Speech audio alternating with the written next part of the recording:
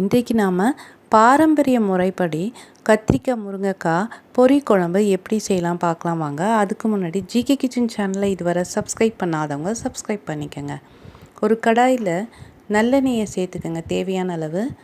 கொஞ்சமாக கடுகு பொரிஞ்சதும் ஒரு பெரிய வெங்காயத்தை பொடியாக நறுக்கி சேர்த்துருக்கேன்.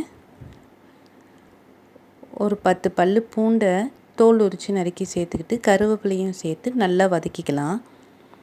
வெங்காயம் நல்லா சிகப்பாக வதங்கட்டும். நல்லா வதங்கினா தான் குழம்பு நல்லா டேஸ்ட்டாக இருக்கும். இந்த குழம்புக்கு நாம் 3 மீடியம் சைஸ் தக்காளியை நறுக்கி வச்சுருக்கேன். வெங்காயம் நல்லா சிகப்பாக வதங்கிடுச்சு. இப்போ தக்காளியை சேர்த்துக்கலாம். தக்காளியும் நல்லா மைய வதங்கணும். நல்லா வதங்கினா தான் குழம்பு ருசியாக இருக்கும். சீக்கிரம் வதங்கிறதுக்கு கொஞ்சமாக உப்பை சேர்த்துக்கலாம். தக்காளி நல்லா மைய வதங்கட்டுங்க. வெங்காயம் தக்காளியும் நல்லா ஒன்று சேரணும்.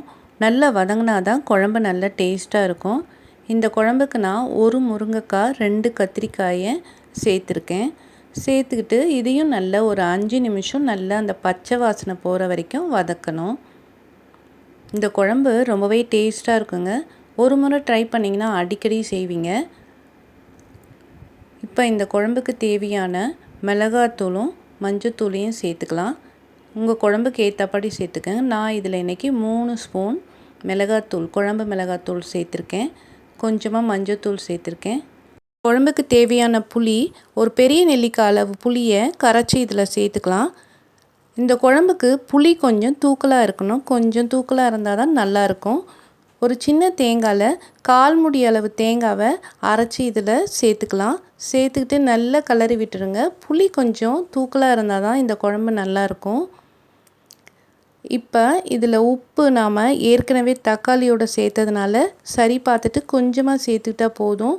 தண்ணி கொஞ்சம் அதிகமாகவே வைக்கணும். இந்த குழம்பு பாருங்கள், கொஞ்சம் தண்ணியாக வைங்க. அப்போ தான் நம்ம குழம்பு நல்லா கொதித்து காயெல்லாம் வெந்த அப்புறம் நமக்கு தேவையான அளவு பதத்தில் கிடைக்கும். திக்காக இருந்ததுன்னா ரொம்ப திக்காக இருக்கும். மூடி போட்டு மூடிடலாம். 5 நிமிஷத்தில் குழம்பு ரெடி ஆகிடும். பாருங்கள் எவ்வளோ நல்லாயிருக்கும். இதை சாதத்தோடையும் இட்லி தோசையோடையும் சேர்த்து சாப்பிட ரொம்பவே டேஸ்ட்டாக இருக்குங்க. கண்டிப்பாக எல்லோரும் இந்த குழம்பை ட்ரை பண்ணி பார்த்துட்டு எப்படி இருந்துச்சுன்னு கமெண்ட்ஸ் பாக்ஸில் கமெண்ட்ஸ் பண்ணுங்கள், லைக் பண்ணுங்கள், ஷேர் பண்ணுங்கள். நம்ம சேனலை மறக்காமல் சப்ஸ்கிரைப் பண்ணுங்கள்.